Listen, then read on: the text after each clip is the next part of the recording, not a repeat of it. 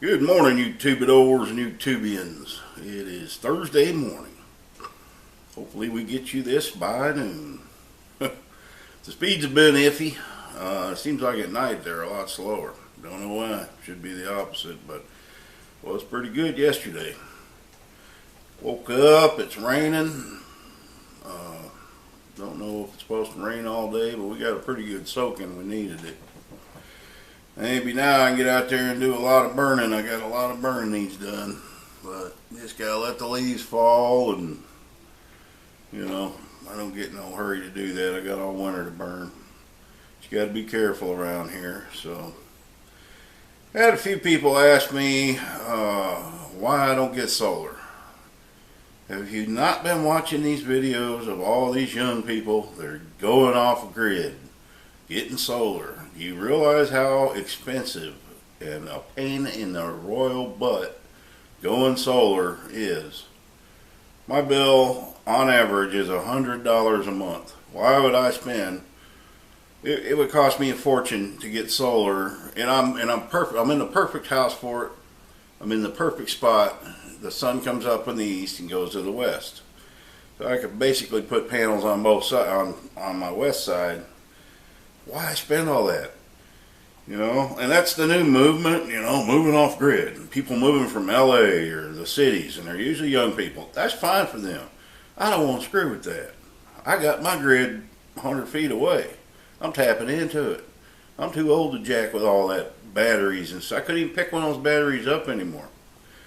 So YouTube is just flooded with those channels. They want to move off grid, and half the time they give up on that and they finally attach to the grid.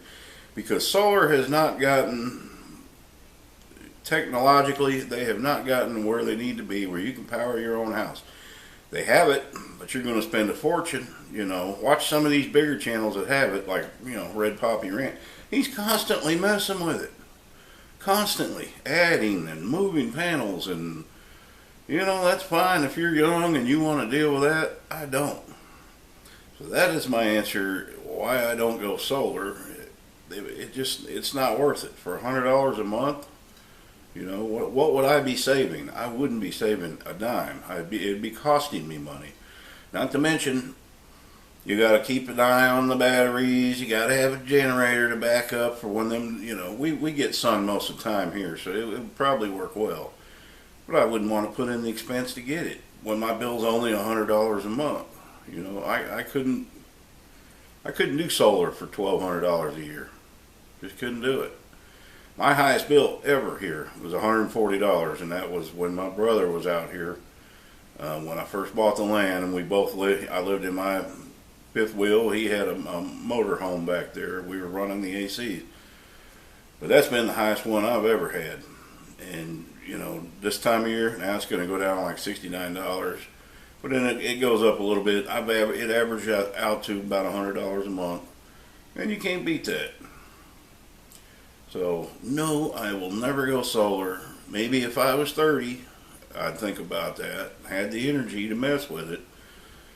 But nope, I'm not going to do it. I don't have the same interest as somebody that's moving from LA, young people that want to grow their own food. There's nothing wrong with that. That's great. Living off grid, having your own, raising your own food. Not at my age, okay? I'm not going to do it. I got a few chickens for eggs. I don't have hogs. I'm not going to do all that. It's just, I can't. I can't handle all that anymore. I'm not going to do it. So, just because it's a homestead, don't mean you got to be off grid. It don't mean you got to quit going to the grocery store. I guarantee you most of them are still going to the grocery store. You can't go today 100% and not have to go to another store. They're going to somewhere, even though they may tell you, we're 100% self-sufficient. There's no such thing today. You're just not. You're going to, you're going to make your own silverware, and some of them may do that. You live up in the bush in Alaska, you ain't got a choice. But they're still got things that, they still own things they bought from the Walmart or whatever. And I think the movement's great.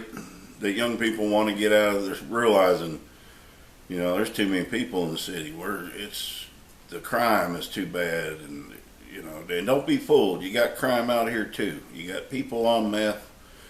You got the same problems, only it's a lot less. But you do have those people here. Just last night, I had some girl in my driveway screaming her head off. I know who it is. Lives around here. That's one of them. Got on the meth. I will never feel sorry for anybody that gets on that stuff. I grew up. I had every opportunity to do every drug I ever.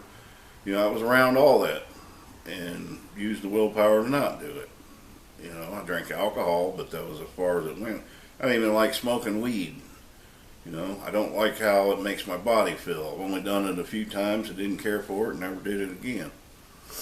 And how anybody can smoke something or however they do it that's made out of toilet bowl cleaner or battery acid and rots away their teeth and their jaw lines and everything. You can just look at somebody and know when they're on that stuff. I just don't feel sorry for them. I don't, especially when the families enable them. Just nothing good comes of it, and you can come back from it. You can get off the stuff, but it does do damage from what I hear and see. And you know right away when somebody's on that stuff. They're walking down the road with their arms flapping all over the place and going nuts and talking to themselves. And I watched that girl walk by and argue with herself, and then stop and seen a piece of trash and ran up and kicked it. And this is not a young kid. Okay, this woman's almost 60 years old, from what I hear. Don't go near them. So as long as they leave me alone, I leave them alone. Do whatever you want with your life. I'm past the part of my life where I'm gonna, try to beg people to change. It's your life. Do what you want. You want to ruin it,